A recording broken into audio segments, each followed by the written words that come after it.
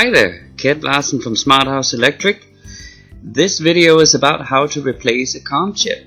This is something that will come up if you have a timing issue with the tanning bed or the entire salon. And typically you will know that or have a good idea that your wiring is okay. Still you have no communication, and it's likely that this little chip here, looking like that, this 8-legged little chip that you will find on any timer that is connecting to Tmax, IntelliTan, or TanTime, will have one of these. These are also called a line driver. The one that we use in the tanning industry is a little Texas Instrument line driver. You can certainly easily find them in the electronic world. They're used all over, and they're kind of meant as a gate to prevent damage to the actual your actual main chip.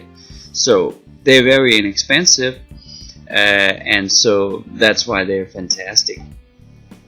There's a little indicator on them, a little dot that shows what orientation they have.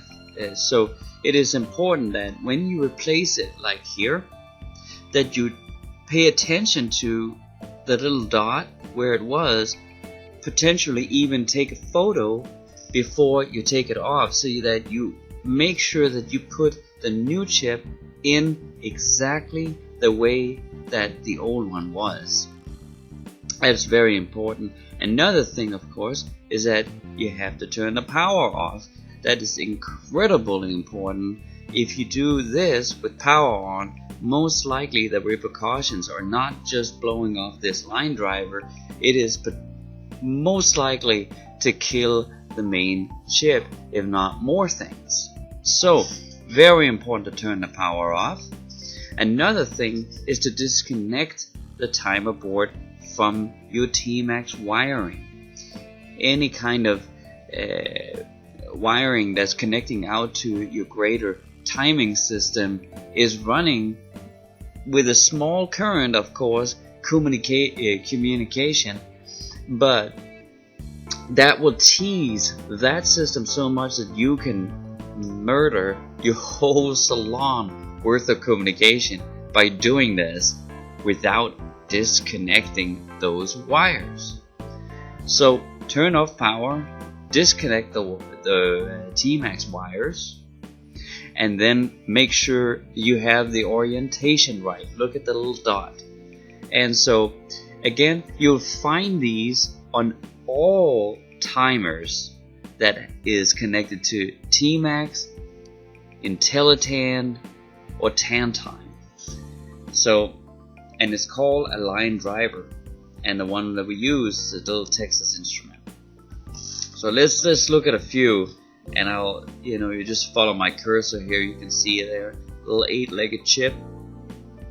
You can get it from any distributor, and this one is soldered in. Most of them are put in into a socket.